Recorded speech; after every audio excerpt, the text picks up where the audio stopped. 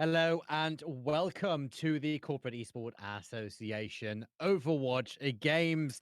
My name is TheOlimancer. With me is the ManofClass, and we have some fantastic game for you today. ManofClass, talk us through about what we're going to see today. Look, as always, it is two teams from companies playing against each other. It's nothing new. It's nothing we haven't seen before. But it's Yeah. two teams we haven't seen before this season, Ollie.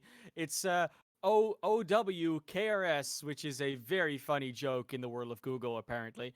And then you have the highest KDs coming in from Amazon. They both have a 3-2 record from the Swiss that we've had before. Now they're trying to go up against each other to cement their higher seeding, of course, for the playoffs later. And yeah, I mean, very contested rosters, both of them. They've got a fair few wins, but also some losses under their belt. So coming into this series, this is really one of those where you can keep that positive win-loss record going, where you can keep the momentum rolling, and where you can even further cement yourself as one of the teams to look out for in the rest of the tournament. Yeah, both of them on a 3-2 roll. So this is going to the wire. One of these teams will get at least a loss under the belt. The other one will move forward with a positive result as we move into Lijiang Tower. We will find out very soon whom that is going to be. Now, for the new people that are going to join us, please tell us a little.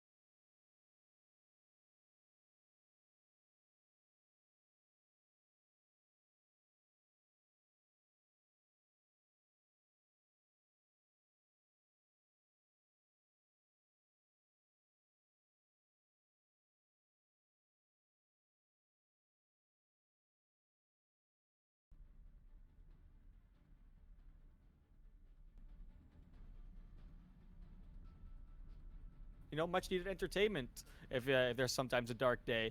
So now that we're going into this map of the Corporate Esport Association Overwatch series of the night, Google versus Amazon, the OW-KRs versus the KDSs or KDRs. Wow, it's even it's just a super fun thing. Here's It's a the lot of control letters. center here. Yeah.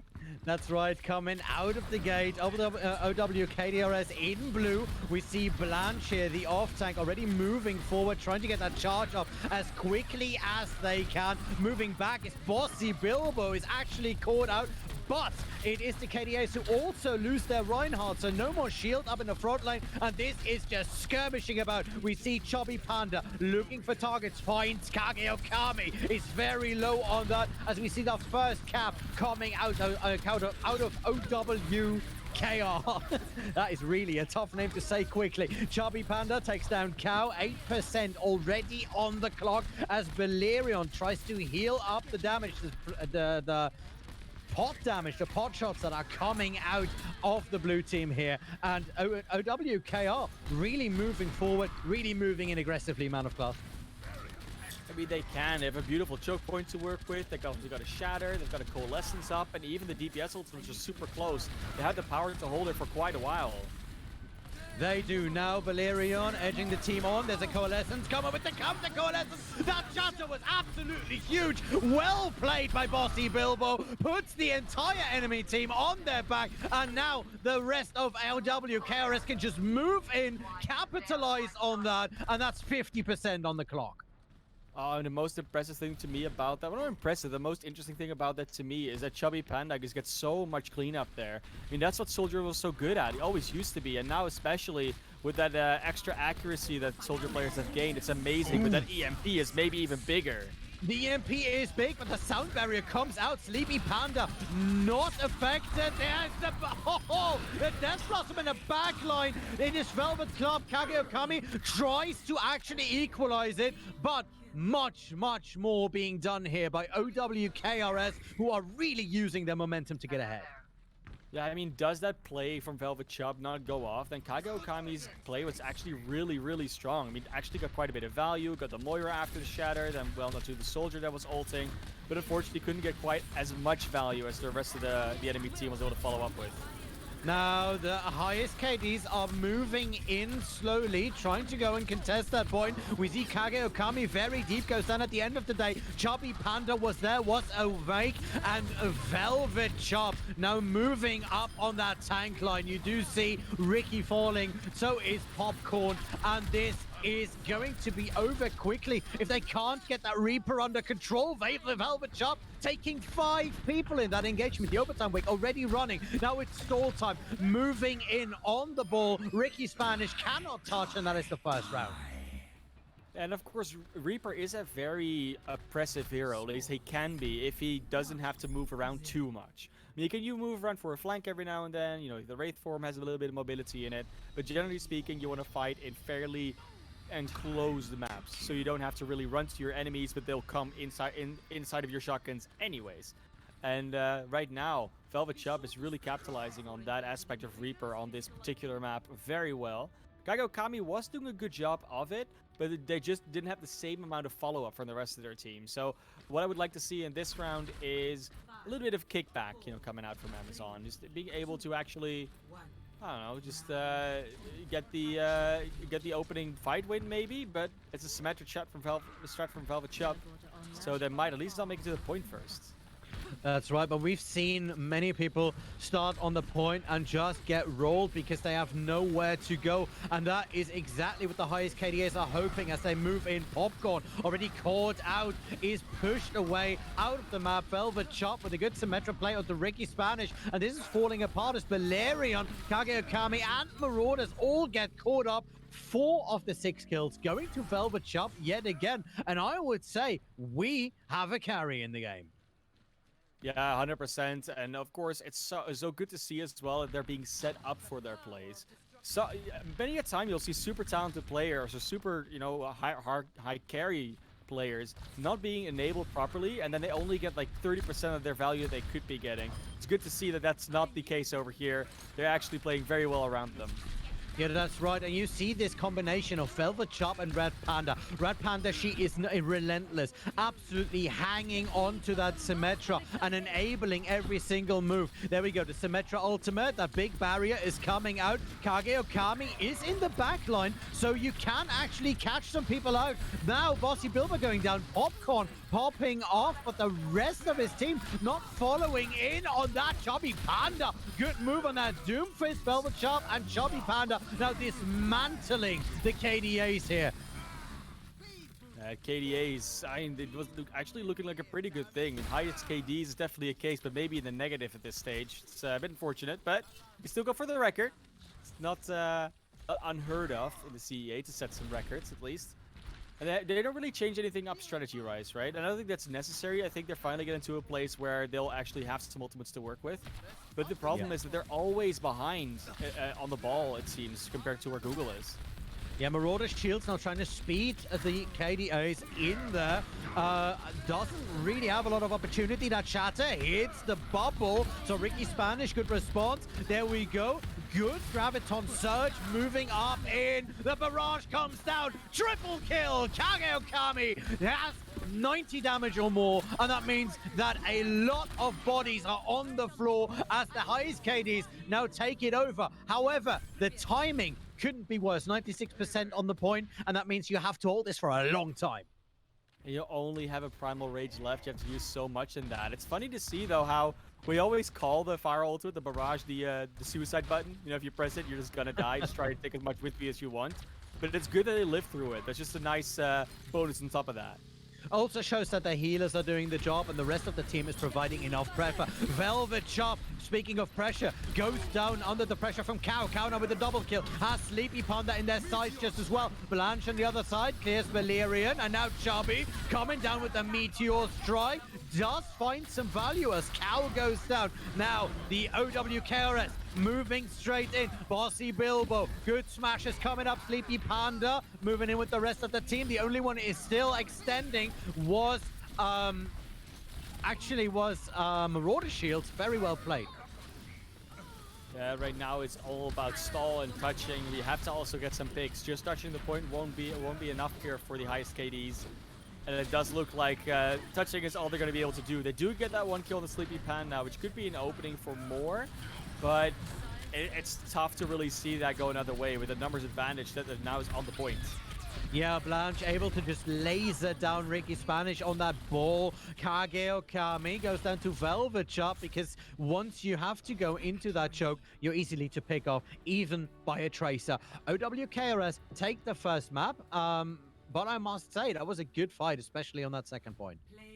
Oh yeah, I mean the first point was fairly dominant for them, but after that, it was actually quite a back and forth going on in terms of fighting. Just the scrappiness of these between these two teams is just very nice to see. You can see how good Velvet Shop was set up for that as well. I mean, it was completely, I would say ignored, but they definitely they were distracted They were free. for properly. And you see 72% kill participation just supports that role for them in the team. You might think the highest KDs is going for, well, to the team, the highest KDs, but for right now, it's definitely not. The Overwatch KRs are the ones that are leading the charge. And the 1-0 map lead, of course, we go into the next maps, you can see whether that will pull on through. Yeah, the key results are definitely on the side of the OW-KRs. I must say, though, when you look at the highest KDs, what stuck out to me was Popcorn. Popcorn and Sure. Cow, both of them. Popcorn are very much able to open up a couple of plays, getting rid of that Reinhardt early, getting rid of that Reinhardt quickly. And that is something that you definitely want to do in order to just crack open that massive defense that Bossy Bilbo and I believe Blanche have been doing so far. Yeah, definitely, definitely. And of course, then we're going to the next map. It looks like they want to go and play Rialto, which I know we both haven't seen today yet, which is always always a very nice thing to get more maps in. And yeah, I mean, Rialto has always been this map where you can see a very different playstyle than what we saw just now on the map. Yes, you can still play that Reaper, Reinhardt, Zarya combo with whatever supports another DPS you want. But a Yep. lot of the time, we will also see teams go for more of this long range style. I mean, the Pharah works very well. Widowmaker, Ashe, Hanzo, like they've all been played a fair amount on this map in the recent past and in general since Rialto came out. So whereas the tank lines might just stick because that's what the teams like to play, that's where we're gonna probably see a lot of adaptation in the DPS and maybe even the support line. DPS, maybe the support line can do a lot to swing a game the way that you want it. You're absolutely right there. So we have a bit of a side swap. The OW-KRs now in the blue side and in red, highest KDs will be playing there. You are indeed right. It will be Rialto. So looking at the way that both of these teams have been playing just last round, we saw a lot of aggression coming out of OW-KRs, right? That Correct. means a lot of forward movement, a lot of breakout attack kind of thing, and a good flank, of course. That being said, I am I am wondering how OW-KRs are going to be behaving on payload map because you don't Sure. fully control the pace.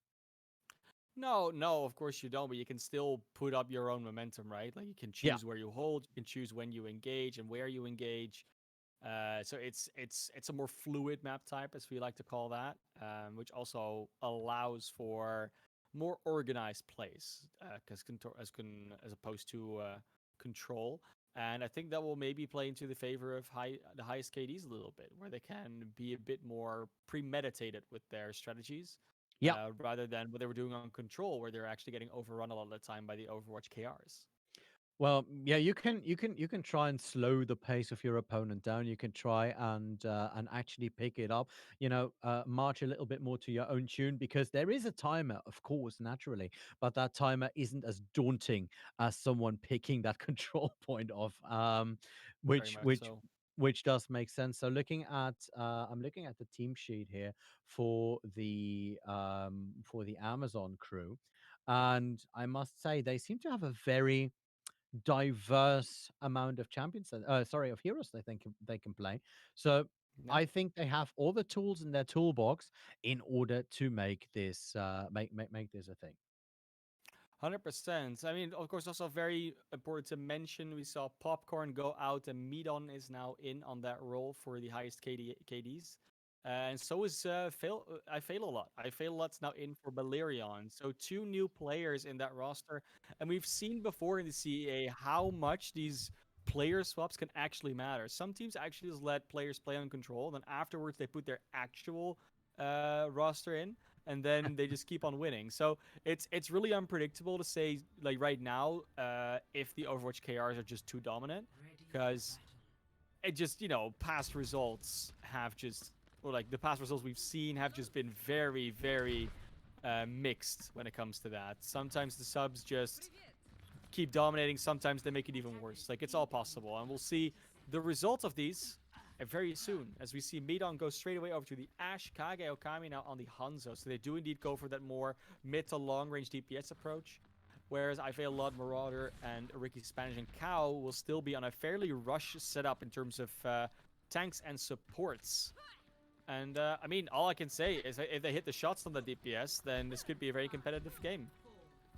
Yeah, we do see that Overwatch KRS are ready to just push it in. Chubby Panda, Velvet Chop will get a lot of pot shots in. Bossy Bilbo will try and make as much space as they possibly can here.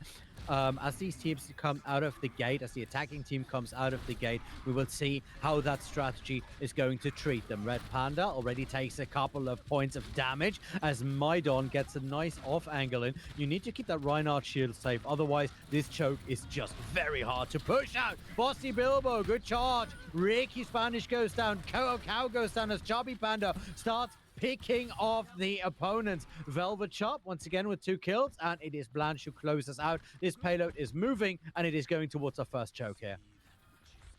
Yeah, this is going to be a good start here for the Overwatch KRs. Of course, we saw them do pretty well on the last map, but that doesn't always carry through, especially with those substitutes. But right now, they're going to be looking for a re-engage, and Midon immediately goes over to the Reaper as well. Wants to get that close range engage, but it doesn't matter if they just get smacked apart. Oh, that was just brutal. We do see Amazon trying to counter with the pressure of their own, but that was just too close to that point, and they couldn't play around the relentless W pressing that we see out of OW-KRs. Yeah, OW-KRs are just honestly being very dominant right now. They have so many ultimates in the bank as well. Haven't had to use any just yet. The other side, Midon had swapped over to the Reaper, and now Kage goes over to the Ashe instead of the Hanzo. So they're going for a fairly different DPS line, but everything else still remains the same. And then we could potentially also look at what that Lucio brings versus that Zenyatta. But let's first see what Kage and Midon are able to do. They got some setup.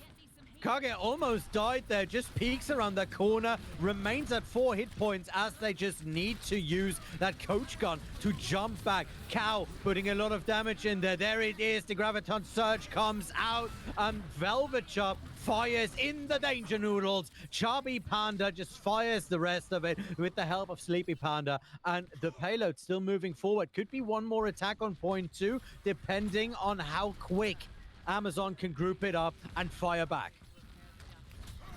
It does look right now like Amazon is gonna get another recontest, and they do indeed make that, but no ultimates to really speak of aside from those tank ults, and they're not getting them out. They're just dying, Ollie. Oh, that is not something you want to have when you're on Amazon's side. But that being said, Amazon still has their own attack and a 3rd point to defend in order to equalize this. So this is a far from over. Highest KDs not looking like they can fully hold back the pressure that has been thrust upon them. I was gonna say, we're talking about 5 minutes here, and even Kage just dies in spawn. This is a brutal aggression that's coming out for the Overwatch KRs, and it doesn't seem like the highest KDs have any idea of how to properly deal with it right now. Now moving in onto the defense. Ricky Spanish leads his team into the choke. There we go. Another Dragon Strike coming out of Velvet Chop. The shatter gets blocked. Well played here by Ricky Spanish, who has its own shatter still available. Moves towards the side. Will most likely try to shatter through the payload, but takes a while longer in order to do that. There's the Coalescence. Actually puts them on the floor. Well played by the Reinhardt of Amazon. And Chubby Panda shoots Ricky Spanish down before they can actually capitalize on their own ultimate. Marauders comes in with the Lucio though and clears out, pushes back the entirety of the Google team. This Google team has had some struggles now on this last point, and it is usually where we will see teams get halted, get their momentum broken. But they're still working with so many tools in the bank. The big difference now is that Amazon has quite a few as well, including this Graviton. Oh, there we go. The Graviton is there, but so is that Visor, making sure that a little space remains. And you do see that highest KDs are looking for an opening, but do not seem to find it. 4 people on the floor, payload slowly moving. It is just Kage Okami, and in the side wings, Ricky Spanish now on the Diva, which is an interesting pick here, to try and hold this back. Cow jumping up on the payload, has a very high charge level. Velvet Chop fires in the ultimate, gets Kage with the side arrow, and there it is, Maidon! Triple kill! Takes it down with a dance of death and alleviates some of the pressure. Will it be enough, though? We do see still Bossy Bilbo swinging and swings to clear. 2 minutes 58 still on the clock, but what a defense in the last rungs of this fight. I mean, there goes the problem, right? You see Maidon gets a triple kill, and still the rest of the team isn't able to hold off on that payload. Like, then you gotta start wondering where the problem lies with Amazon right now. And in honesty, I mean, it kind of just lies with the tank difference at this moment. I don't think that there's that much between the DPS right now. With that Reinhardt-Zarya combo from Google is just working together in tandem so well. And now, with 2 minutes 58 on the clock, which is a pretty good time on Rialto, that's a mountain to climb. It's Everest-sized. It is right now. You are 2 games down. You have 1 game down. You have 2 minutes 58 before you are 2 games down, and you just lost despite one of the greatest triple kills we've seen in a while. Maidon, well played right there. Keep up the pace, keep up the aggression, and Amazon can actually pull this off, but it will be a daunting task. Yeah, this is this would be a turnaround that we would call legendary. I think that's fair to say. And I mean, I honestly do. I mean, if you saw that last play from Maidon and then Kage at similar plays earlier on, you know that they've got it in them. But it's really up to Ricky Spanish and Cow to be able to hold on long enough for those plays to be made, to make space for those plays to be made, to enable their team to put out the performance that they know they can do. Well, you do see I Fail a Lot and Marauder Shields. They are going in with a very fast-paced forward movement healing composition. Maybe not having the spot heals that you need in order to keep Ricky alive. But right now, the momentum is looking pretty good as they come around the first corner. The payload slowly inching and moving forward. Cow just trying to crack that shield in order to give his Reinhardt some forward movement to go in. This is not looking good as Ricky Spanish goes very low. The same thing goes for Kage. He is in a backline though. Cow and Kage find their targets. Midu follows it in. Midu with a double kill. That is beautifully done. Maidon actually taking 2 kills and making a lot of room there by going on an off angle. Yeah, look, I mean, we thought that, you know, Google was just doing very well in attack, but maybe it was just that both teams aren't really that great at defending at this stage, because look at that, just a complete clean roll into the first checkpoint, and no sense of slowing down anytime soon.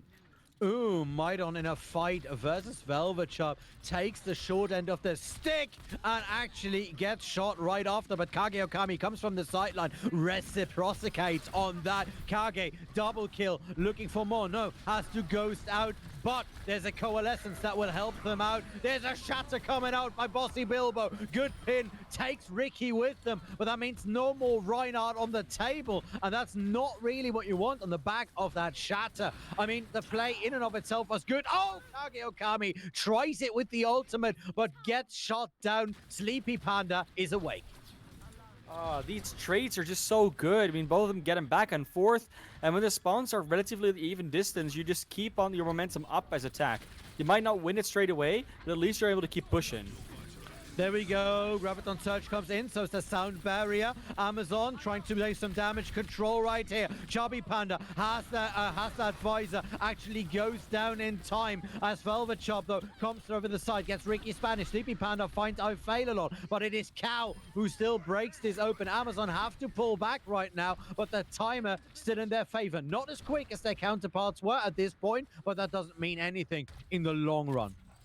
No, I mean, one fight win, getting to B and then snowballing into C will still net them with roughly the same time, like if not a higher one. So it's all still in their own court. They can still get a very strong finish here.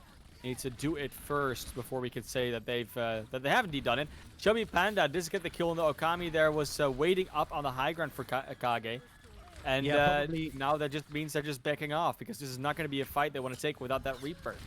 Yeah, probably found that that flank route has been used one time too many by Kage and decided to cover it. Chubby Panda takes down Maidon. I fail a lot and is still up on the high ground. Red Panda clears it up. Good coalescence use here from the Moira on the side of Google. And we are looking at another reset, another respawn, 3 minutes and 16 on the clock. Yeah, and this rate, the time is starting to dwindle quite fast. And we said that before, time can just go away and just, like you never had it before. It's the same play again. Kage teleports to the high ground, but he just gets flashed and almost taken out. If Sleepy Panda will actually find Fate a lot, and so will Kage die to Bossy Bilbo.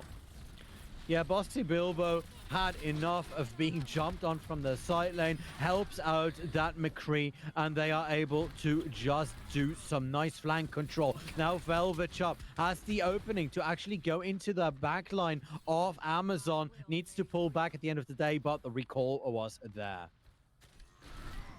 Yeah, so unfortunately right now it is all up to Amazon to try and retake that momentum. They have the ultimates to do it with, but they're also running into quite a bank. It's not like they have a advantage in any way, shape, or form, and that makes it tricky. Even the charge on Cow is just not high enough for this.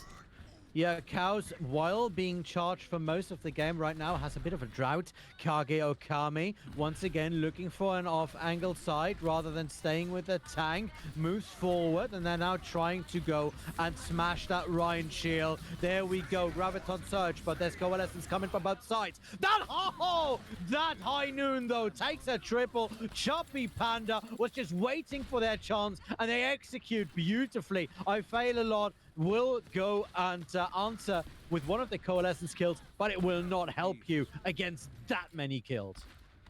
No, it definitely won't. And right now, with only 1 minute 38 left, it's really starting to look more dire and dire. They started off so well in this attack. Now they're going to try something completely different. Going over to this dive composition with a Sombra. It's a very different approach, and not one you see often on Rialto, but when executed correctly, a Sombra can just diminish the value of one player or half a team, if not more.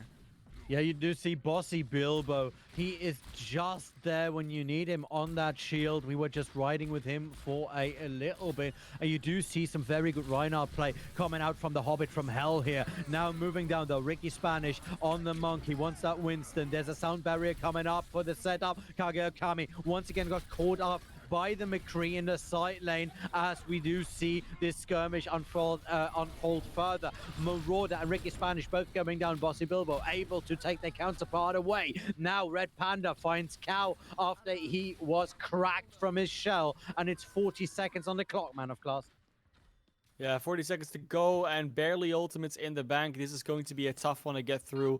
And of course, since that EMP did not get built up, they need to do it with only solo hacks. And they can be impactful. You can hack the right person, but really all they're looking for is Sleepy Panda. Sleepy Panda cannot get a Transcendence off. That might be the best win condition they could put themselves into.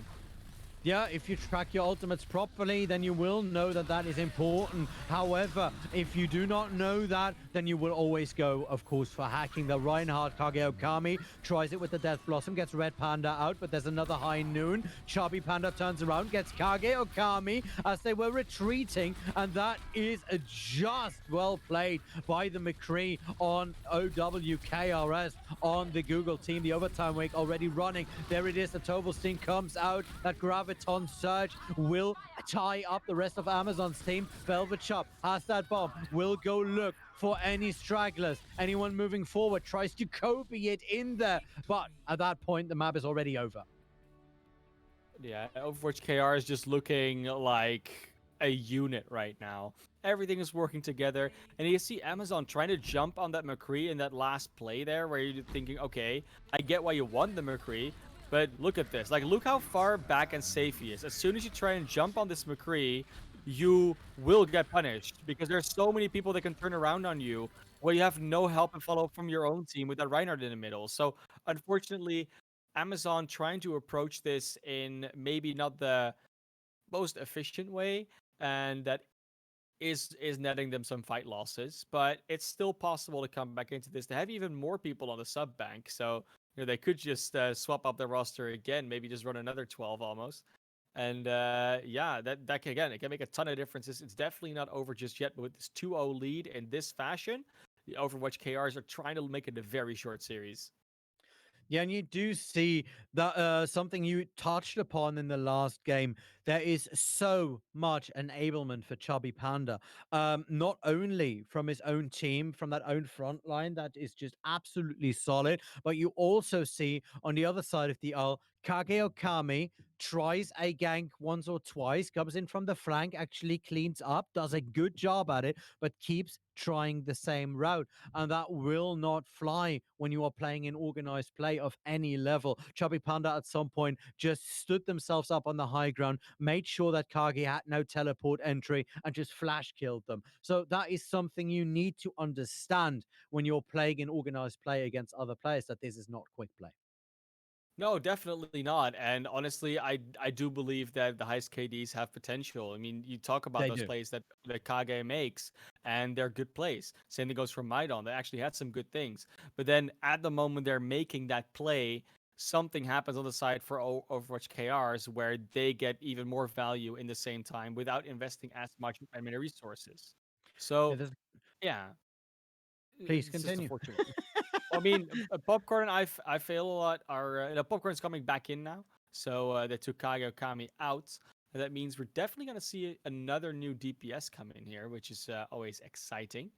On the True. other side, they will also get a Riku in for Marauder. So again, a different lineup. And maybe they're just puzzling to find out what works. But to be honest, after 5 weeks of CEA, maybe this is just a standard rotation that they're doing. I don't think they're really like trialing these things anymore. It's Yeah. just a strategy that they always employ, or everyone just wants to play, which is also a very fair reason to do it. Hmm. Naturally. Also, you have you have, of course, the fact that in some maps you need a Lucio specialist, Marauder Shields providing just that, being able to speed the team in and out. Rialto, prime example of doing that, or prime example to actually do that. So we are, yeah. So if you then decide not to play the Lucio anymore, you take them out, you bring someone else in for a little bit of more spot healing if you want to play an Ana, something like that. So it is quite standard practice in organized play to do just that. Now, both teams are getting ready to go. We are not entirely sure what the next map is going to be. So, No. yeah, I most mean, likely Kings we're Row. not entirely sure, but it's hybrid, so Yeah, most is there likely going really to be. really any other map, right? No, it's definitely gotta be No, no. Kings Row. I mean, Kings Row gives you the Yeah, opportunity to do a multiple strategies, multiple sort of team compositions that can yeah, work depending on how you play them. Kings Row is the full package. Kings Row is Overwatch in a single map. We know that. We've seen it a billion times. We call it Scrims Row. And yeah. there's a good reason for that. They're actually going to be loading in for that. And we are looking at whether or not the teams are going to be needing a quick break on their end. I I'm think not they're entirely good. sure. I think they're good. I think we can just go straight in, but let's see where they end up. But yeah, I mean, you're saying it right. Kings Row is Overwatch at its finest, and honestly, the way that these teams have been playing, they like playing the Ryan Zarya. They like playing the heroes that just work well on a map like this in the enclosed area, and of course, they just like the map. I think both of them had it listed as their favorite hybrid map, which I mean, almost anyone does nowadays, Yeah. because I mean, it's Kings Row, but. Yeah, I would. I'd like to see what they actually pull out on the map when they're so happy with it. I still think Blizzard Word is underrated by the entirety of the Overwatch player base. You can quote me on that. Yeah, that's fine. I think we will. It's gonna be clipped and shipped. And it looks like both teams are indeed ready to go. So let's go into Kings Row. Sides haven't swapped, so it's gonna be again the highest KD starting on the defense, and the Overwatch KRs coming straight back in to the attacking role. I mean, it's nice, right? Because even if this next map is still very dominant in terms of the Overwatch KRs, at least they make the game last longer by first attacking. Otherwise, if they defend first, they, for instance, full hold, then they only have to cap a tick, and the map's over about 3 times as fast as it would be now. So, yeah, I'm always positives, Ollie. Always positives. Always positives indeed. Now, Amazon need to make sure that Google doesn't get the Ferrari out of the garage, gets it through the entire chicane, and just fires it into the point in, let's say, less than 3.5 minutes. Because once you have a decent time bank chunk taken off, it makes it so much more winnable. And especially on King's Row, where that second point is such a huge choke, you should be able to do that. Yeah, I definitely think you should. And in the situations when you look at the way that Overwatch KRs have been playing, they aren't a team that necessarily slows down. They want to keep that tempo up, keep that pace up, they keep the momentum up. And oftentimes teams like that, if you break up their momentum, if you're able to break up their rhythm, then they get super confused. So we'll see if the highest KDs are actually able to do that for Amazon. Well, the highest KDs this time coming out with a more interesting setup. I failed on Riku on the Lucio and the Ana. Ricky Spanish once again on the McCree with Cow on the Diva. But we do see a May. Sorry, not the Diva Desaria. But we do see a May in their setup, while Velvet Shop decides to go long range, decides to go for that Pharah. So May versus Pharah, that setup on paper, Pharah should win that easily, but we will see how it plays out. Now Sleepy Panda already fires onto Cow after Cow was able to get rid of Blanche. We're looking at a 3 versus 3 here on the point. May extending that timer for a long time. Riku is still there, now going down. Maiden falling by the wayside as well. Chubby Panda and Velvet Chop just making sure that this point is theirs, while the Coalescence laser is just showing the way. Right now, there's nothing that could be done against that. Highest KDs just had to back out. There was such an aggressive play, especially with the Coalescence coming out so early. It's just so impossible to hurt it. A Bossy Bilbo will be only halfway through the Shatter, and Agrigi Spanish might actually be able to beat them in that ult charge and actually get the kill there. Oh, that is beautiful, but there's a barrage! Velvet Chop takes a triple, goes for number 4 onto I fail a lot. So the defense looked very promising, but Velvet Chop on that Pharah just comes in and makes sure that no one can capitalize on that prime position. Actually gets a little bit of healing up, is making sure that Ricky will not be there to hold any real estate for themselves, and we do see that the payload should now be moving all the way around here. Yeah, it's slowly still moving from point A to point B. It's barely halfway there, so that's still quite a lot to go. That means there's quite some space for the highest KDs to actually defend this. Come back in, and they're already doing it before it even rounds the bookstore. And while we have a hype train in the chat, we do have another hype train as Google moves forward. Ricky Spanish, though, he has the nano, gets a good shatter out, and this is looking good for Amazon. They should be able to hold this back. Not enough healing, though, to keep Ricky Spanish alive. Popcorn us down. Chubby Panda with a nice double kill on the back of that high noon, and now it's just Cow, and Cow is being mincemeat right now. Blanche makes it down. 4 minutes to go, and the payload still moving relentlessly forward, lumbering on, so to speak. And it's such a characteristic thing to put 1, maybe 2 people on the payload to keep fighting as far forward as you can. Not quite in their spawn, so it's not the full selfless move, but they are definitely looking for it, and this is the true trick. Are you going to be able to get that flank shatter off? Oh, yep, there's a shatter coming in. Does not find what they wanted to find, but at least gave a little bit of pause to Overwatch KRS before they keep moving on. That was it. Velvet Chop moving the rest of that team forward. 5 minutes on the clock. Oh, yeah, I was looking at that, and the Jaws theme just starts playing in your head, you know. Tudum, tudum. Dum dum dum dum dum dum dum hammer down. Yeah, it was pretty good. Are we getting DMCA struck for that? I'm not entirely sure. No, probably not. Probably not. Maybe, I don't know. I think it's long enough, and I probably didn't hit the notes, so it's okay. We'll get a lot of ultimates out here. Ollie Velvet Shop just doesn't want to stop. Gets a 5k in that fight. Sleepy Panda steals the 6k, but it's a team kill. Can they even touch? I think they can, but it's not going to be a very smooth one, so to speak. They do have a graph, though. There's a possibility for hold, Oh, and it's a good one. The grab comes out right there. Maidon looking to get some damage out, but there's not enough damage to capitalize on the Graviton Surge. After Blanche made that Graviton Surge just lethal with the help of Velvet Club, there was no follow-up on Amazon's side. I fail a lot. Rezzes, Ricky Spanish gets him back in the fight. Sleepy Panda feels the effects of that popcorn, and Ricky Spanish, though, both are going down quite handily, and that is a cap. 3 minutes and 50 on the clock. It is highly doable, but you need to get aggressive here, Amazon. I mean, if you thought that pandas were extinct, well, they're not, and Google's showing that the panda squad is can do it all. They're just rolling over the Amazon highest KDs at the moment, showing that they are the ones that deserve that higher seed later on in this tournament. And honestly, it seems so dire right now for the highest KDs. I mean, what can they even do to come back into it? And it's a question you would normally ask me, but I'm honestly at a loss for ideas. At this point, it's all about just starting to hit more shots and starting to, you get the things right. Like get more value, hit more shots, do more with your ultimates. You know, it's all these basic things that yes, we can start trying to break down how, but that's just a coaching session at that stage, and I don't think we have the time for that. I must be perfectly honest. There's one thing that I would love to see on the Amazon side. It's not an easy strat to pull off, but play a Hammond. Disrupt whatever Bossy Bilbo is setting up, because Bossy Bilbo is building themselves a fortress. And every time they are allowed to do that, it's Chubby Panda and Velvet Chub who just move in and take your lunch money. So what you want to do is disrupt.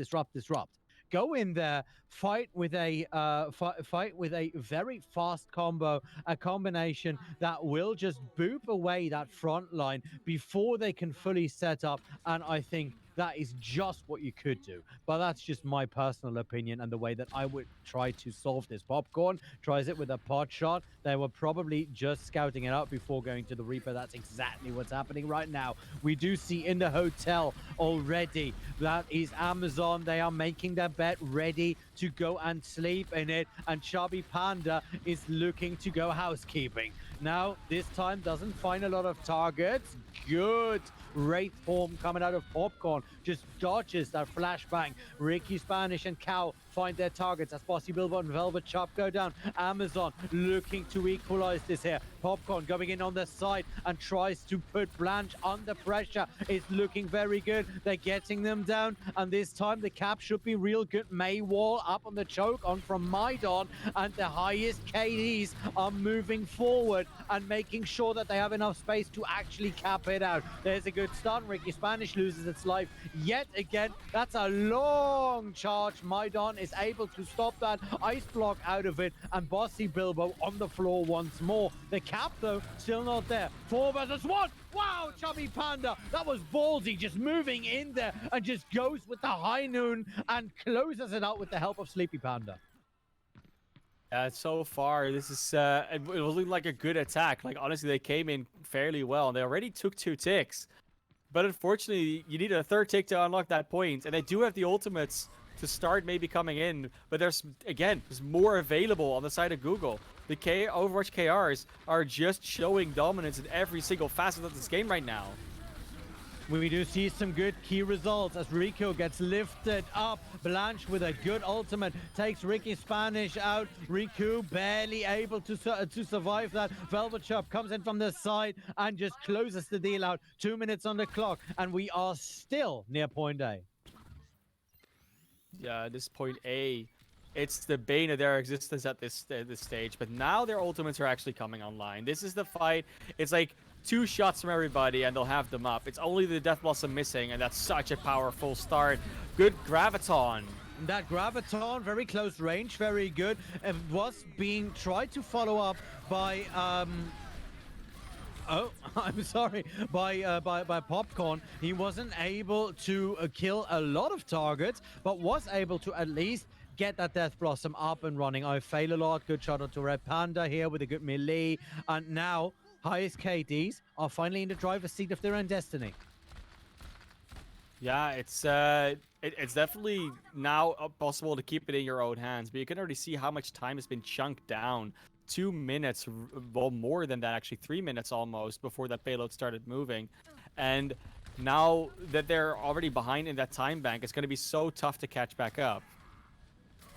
You do see Velvet Chop now on the Sombra, so they want to stop whatever momentum that the highest KDs can build up. That's a good hack. I fail a lot. Is affected by that. Ricky Spanish discorded, goes down. Popcorn! Triple kill! Takes it with a good death blossom. Chubby Panda is able to high noon out Riku, but that should not matter when even your main tank falls to the Wraith of Hell. Popcorn takes 5 in that engagement. Payload still moving, and this time the timer is looking good, ManofClass. It really, really is. I mean, they are actually starting to get some momentum now. We saw this before on Rialto. They actually have a decent way of attacking, but it's all about how long can they keep this up? Can they actually get stopped at all? This wall is at least allowing Google to get a lot closer, and the Overwatch-KRs, with the ultimates they have, could actually put up a fairly good fight here, but watch for that Blizzard. Yeah, that Blizzard is up. That Blizzard is looming over, and we will see how they're going to play it. Oh, Blanche tried to eat it, wasn't close enough, and that means that now it is getting frosty up here on King's Row. Velvet Sharp and Bossy Bilbo are able to stop that, though, and are able to push back. Blanche just throws a rock at Maidon, and that was another attack down the drain. I think they invested a little much in that fight, though. I mean, it was a Blizzard and a Coalescence. It's not actually that much when you look at the grander scheme of things. But on the other side, a Shatter, a Gravitic Flux, you know, it's about an even trade. And there's just more left on the side of the Overwatch-KRs right now. I mean, they'll have everything but those 2 tank ultimates. And they all have their own value. But especially looking forward to seeing what Velvet does with that Blizzard. There it is, Counter Blizzard. Velvet Sharp, and this time Riku goes down. Maidon is actually able to shut down the enemy Mei.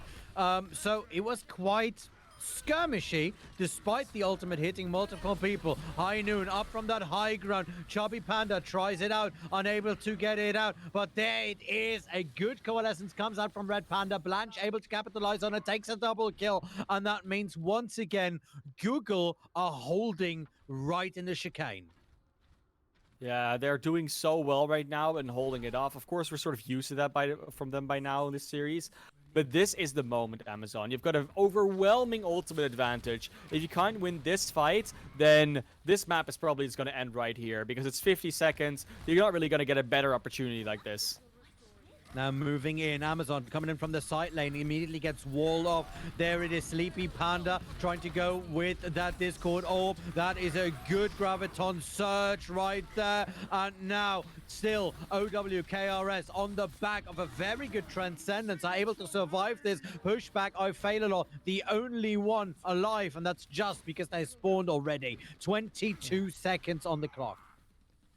No sound barrier, no death blossom, no blizzard. All those ultimates could have been used and weren't. At some point, you need to invest, and when you have to do it with 10 seconds left, you can barely get into a position to do so. This is going to be a very difficult push, even though they have the resources. It is. The Mei comes in with the ultimates. Maidon is able to take Bossy Bilbo. Popcorn tries it again. This time the entire ultimate gets eaten. Good position play from Blanche here. The overtime wave is running, but the entirety of the Amazon team are now riding the wave. Chubby Panda is in the back line, gets a lot of right clicks from Maidon, goes down in the end. And right now, it looks like highest KDA. They want to make things happen. They take Blanche down for a ride, and it is all on the back of Maidon, who is playing an exceptional Mei right now. There it is, a counter freeze. The Blizzard comes out from Velvet. Popcorn is the only one able to get close enough to get Sleepy Panda. Maidon is still alive, gets Velvet Shot, but Bossy Bilbo swinging that big hammer, takes down the Reaper. Cow is still alive, has the ultimate, fires it in as a last resort. It's 1 versus 3 up on the point right now, and it doesn't look like Cow has the resources to fire it in. Chubby Panda goes down though. Look at that. Look at them hanging on. I fail a lot. Keeping Cow alive as the rest of the Amazon team comes back in. The overtime rate now running, and this is going through the wire all the way as Cow and Popcorn go down. There's another Transcendence coming up from Sleepy Panda right away as another Coalescence comes out. OW-KRs, they really want it. They don't want to give this away yet again as Afelalon and Rico now go down on the point. The only one is still there. Ricky Spanish is Discord orb. There's Maidon. Maidon uses the ice block. Still holding on to that overtime win as the rest of Amazon cannot touch, and that is it. Oh, what a series. I mean, yes, Overwatch KRS was just looking like the better team today, but, you know, when you have all your savings, we have everything and your lunch money, and you throw it at a fight and you still don't win it, then at that point, it's okay to end the series right here. You know, I'm not at all sad about this. We see this 5K coming out from Velvet Chubb here. There's 4. And then one more. Oh, we didn't see that on the feed. That's okay. Good play of the game nonetheless. 62% It is. kill participation. Sleepy Panda on the 72%. Like, it was just such a dominant performance today.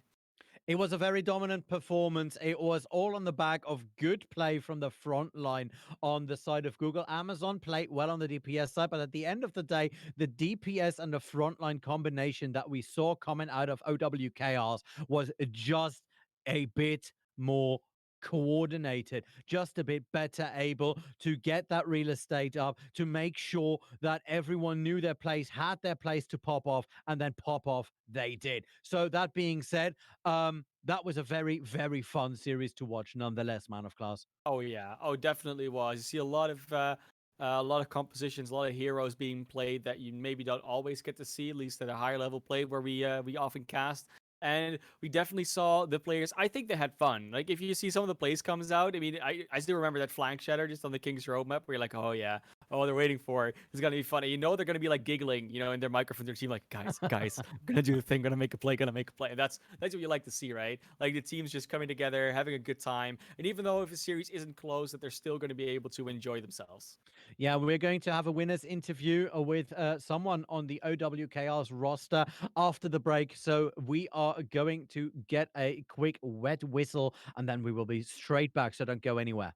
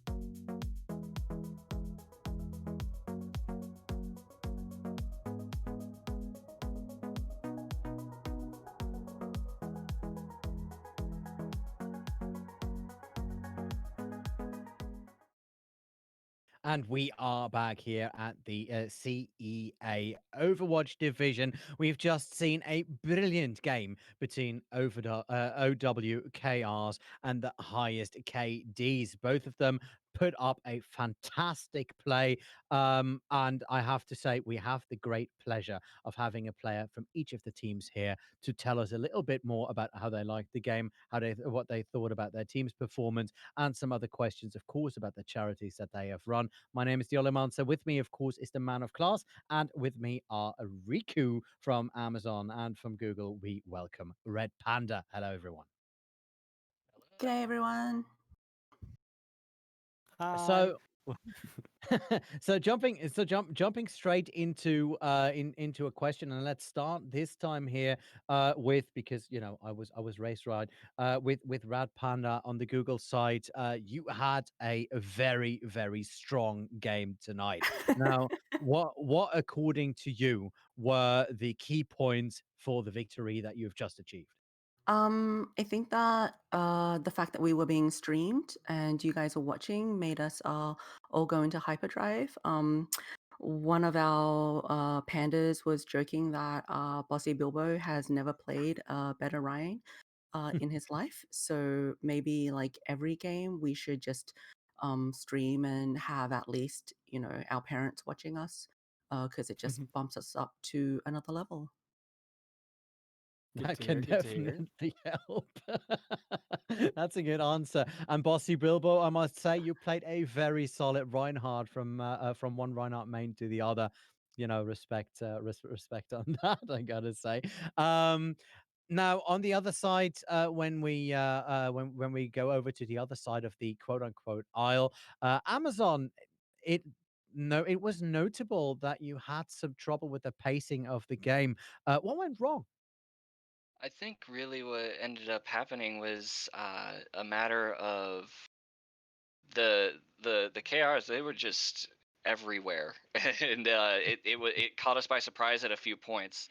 And credit to them, they put up a really great fight, and I think that uh, anytime we were trying to engage, it seemed that their flankers were exactly where they needed to be. So we were just having trouble keeping up the pace. We tried, and every single time they seemed to have an answer for it. Yeah, I Well, mean that was apparent, and of course, that does lead to you coming out, not coming out on top this time around. I mean, you were talking about Bilbo playing a pretty good Reinhardt today. Did he actually go into a little bit of a calm giggle as soon as he was set up for that flank shatter on King's Row? It was less calm and more like excitement. Um, and something about now it's going to be recorded forever. And did you see that, Sleepy Panda? Um, and yeah, but I think something that I also wanted to mention was our DPS. They have always just crushed it. So yeah, always flanking and Chubby just never dying. Even when the rest of us died, it's like, oh nope, our McCree's still there. He's still alive. Sorry, McCree, we let you down. But we're coming back. Cool. Yeah, just wait for us. We'll spawn eventually. Yeah. Yeah, No, we'll get there eventually. I see Just I see how it is. yep. Yeah, because I mean, Riku, on your guys' side, like there were actually some good plays being made every now and then. There was quite a few good Death Blossoms and some other ultimates that came out. They're like, oh yeah, they actually got some value. But like you said, like you couldn't keep up with the follow up, or something else was happening in the meantime that was going against you. Was there anything that you guys like specifically tried? They're like, okay, so this is happening right now. We need to do this differently. That you felt like was working better and better towards the end. Yeah, so when we were on Rialto, we really noticed I mean that was when it really became clear that the flanking soldier and the flanking DPS were picking us off, and so we've shifted gears and we focused a little bit less on uh getting the tanks off of the point, and a little bit more on putting down the DPS, so taking a different route, taking out the high ground, and it seemed like it was starting to work, and then they caught on to what was happening. That's right. Fair. That's right. Little bit of a tip for you there, Riku. Maidon and Popcorn seem to have some sort of natural synergy. You saw that they were able to take off angles from each other and work together as a DPS duo. So if you want to win more games, put them in together because it seems to work like a charm. Yes, they are both very, very talented. Yeah. I'm very, very jealous of their skills. I mean, to that end though, right? I mean, you have like 9 players on your team. You played everyone today. Is it like a normal rotation you guys do? Is it like a strategy behind that, or is it just because you're playing this tournament, you're having fun? Like in general, how is that vibe within the team? I guess is the question. Yeah, I mean, we try to make sure that everyone gets a chance to play. So we do tend to cycle players in and out throughout every match. And really, what it comes down to is we're trying to have fun. We know this is a great chance for us to compete against some good talent, and do it all for charity. And so we're just trying to see what works some weeks, and some weeks we come into it with a solid lineup, and others we're sort of having to make things work. Yeah, Absolutely makes total makes sense. sense. Yeah, I suppose so. Red Panda, how is that for your team? How are you approaching this tournament? Is it all fun and games, or are you guys actually going in with a mindset of we want to win, we are going to get this. This is our time now. What's the vibe in your team like? Maybe not the "it's our time now" part, but we I think there is some of us who are more competitive than others, and honestly, we're just having a good time. 4 of us used to play a lot together, just weeknights and on weekends, and then one of us was like, "Hey, there's this tournament," and we're like, "Oh, all right. How do we find our other two, right?" So we found our fifth, who went to university with one of us. And Mhm. then we found another one on the spreadsheet. We have like a spreadsheet at Google and of people who wanted to play. And we're like, oh yeah, we need this role filled. So come play with us. And it's just a great time, honestly. We make fun of each other. We have a laugh, and yeah, it's just great. So a little bit of competition, but I think just really enjoying each other's companies, playing for the fun of it, and a little bit of to win. Sure, sure. That's a great mindset of actually having that. So, out of curiosity, you say you have a spreadsheet at Google. Does that mean that Google potentially has like 50 Overwatch teams just waiting to get out there? I think everyone who had put their name on the spreadsheet, they found like a team kind of to play in. And I think we have 4 teams from Google this Yeah. season, and pretty much everyone was kind of on that spreadsheet. And they just teamed up. Some were existing teams that didn't really need the spreadsheet. They were just like, oh, yeah, we played last season. We did good. Let's go again. And then all of us, I think, were all first timers. We're like, all right, let's do this." We were a little nervous. We're like, what's it going to be like? And one of us was Yeah. like, I'm going to be super competitive. And we're like, no, it'll be fine. But Yeah. yeah, he can be scary. But no, it's good. Got a It's little hilarious. bit from a little elf from us. In total, Google has 21 teams across Entire all CEA. Yeah. CEA games. That's right. 28 coming out from Amazon. So, Riku, what about your team? Did you guys find each other through spreadsheets, or were you already assigned unit like most of Red Panda's team? How did you find your team? So basically, our team really assembled last season, and the way that we do it at Amazon is we have like a internal uh, survey system. Basically, anyone who signs up, you fill out what your roles are, what your preferred heroes are, what's your SR, and basically the system matches people up based off of all of that.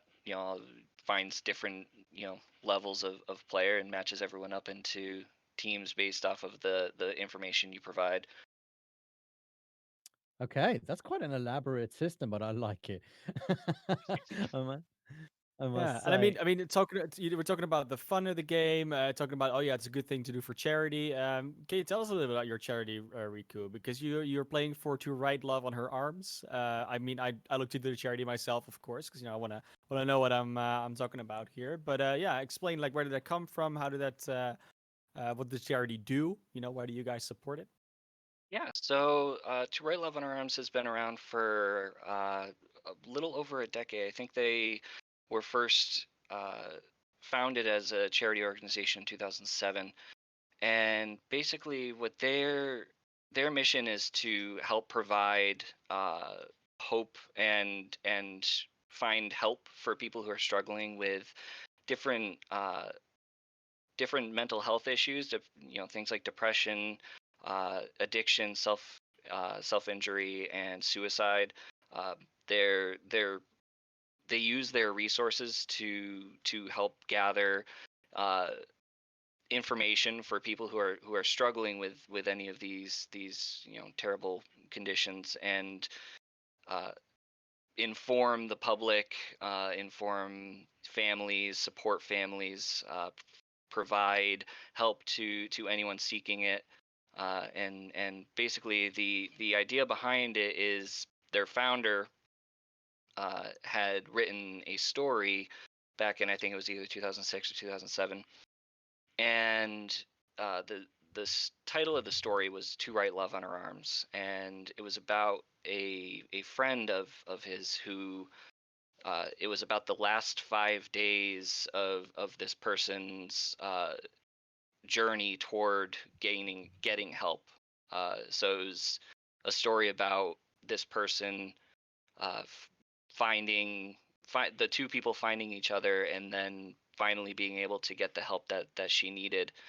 And basically they turned that into a charity to do much the same thing and help people find the help Mm. that they need in these often dire situations. Yeah, definitely a good cause to go after.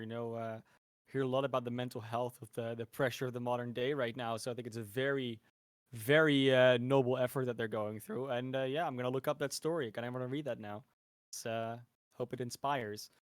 And That's I mean, right. obviously, it's kind of same question for you, Red Panda. I mean, you guys have the American Civil Liberties Union, or the ACLU, as is also known for some. I mean, obviously, it's probably a little bit of a more known charity, but still, what was the reasoning behind it? Tell us a little bit about what your bond with that is.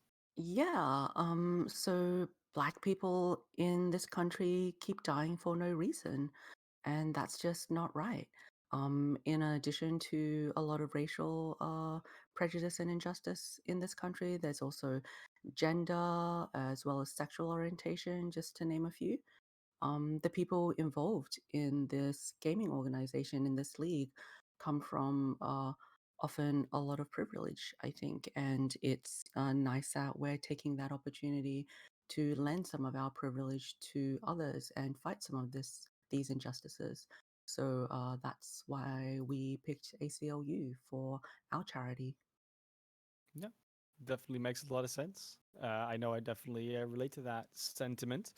Yeah, it's obviously that's what the CEA is also about. We talk about it's all fun and games, but these are the serious topics that also come to mind. So we hope that everyone watching also keeps that in mind, that we do in fact try to raise awareness. And I thank you both for raising some awareness for both of these causes, because they're very noble ones indeed.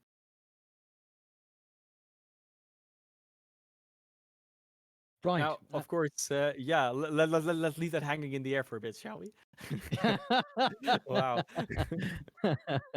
There's some silences that are good, others are just awkward. So that being said, any closing statements from you, Rikus, or anyone you want to thank especially, or any shout outs or anything from your end or from your team's end towards the greater ether out there. I mean, I first of all, I can't thank the members of my team enough. I think they put in a lot of their heart and soul into the game, and I really appreciate everyone. Uh, Everyone's in this to get better, and everyone's in this to have fun. I think I also want to extend thanks to the KRs for putting up a good fight, giving us something that challenged us and made us actually sweat a little bit. So we definitely appreciate that, and I guess a greater extension, the CEA organization. I truly appreciate the opportunity to do what I enjoy and do it for you guys. Very good setup. Same question to you, Red Panda. Any last words? Oh my gosh, we were definitely sweating too. You should have heard our comms. If we're too silent, Sleepy Panda's like, "You keep talking, call our targets." So yeah, I want to thank you guys for a great game as well. Also my team, Velvet Chub, Blanche, Bossy, Sleepy Panda, Chubby Panda, you have made this game so much more fun. And also CEA for putting on this competition and giving us the opportunity to play other teams in a corporate way, as well as donating all of the earnings or winnings to the charity of our choice. So yeah, it's been a great experience overall. And cheers, everyone. Well, with that being said, thank you so much for joining us. Thank you so much for playing this game. Thank you for the viewers outside and out there to join us as well. If you want to support the CEA, we do have a Patreon. There's a link below, of course, the stream itself. That being said, our guests right now have been Rico and Red Panda. With me was the ManofClass. On the buttons is a Rhino. I am the OW-KRs, and we will see you in the next installment when there's more Overwatch on the CEA. Thank you for watching and goodbye.